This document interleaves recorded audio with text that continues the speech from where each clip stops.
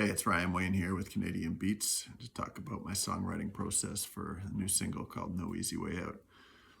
Usually I tend to just put down all my ideas right away, and if there's a good energy there, I think there's a magic that can be captured early on, and then I worry about the editing later.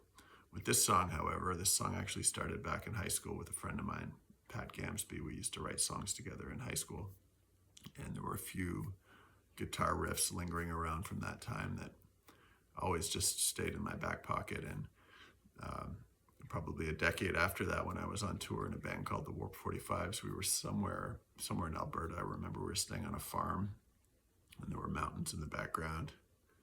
And if memory serves me, there was a barn fire or something that night, but I think it was intentional. Anyways, beside the point. The next day, another guy that was touring with us at the time, Brian Butler, and I started jamming around in that riff a bit and came up with a melody and sparks of some lyrics, and then the song sort of disappeared again.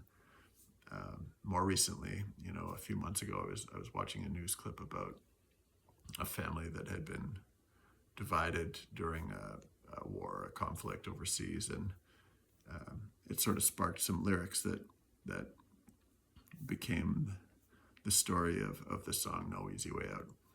And even with the lyrics, I'll tend to write down a whole bunch all at once, sort of in a stream of consciousness way. And then I'll try to sculpt some verses out of that.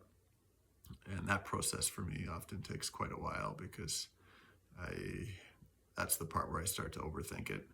And I'll try to get it down to maybe 4 or 5 verses and then really start picking it apart, and in this case narrowing it down to I think about 4 verses in the end. And lyrics are something that mean a lot to me. I grew up listening to a lot of songwriters that put a lot of emphasis on storytelling or on imagery or on using tools like metaphor to tell stories. So that is my ramble about songwriting. Thank you.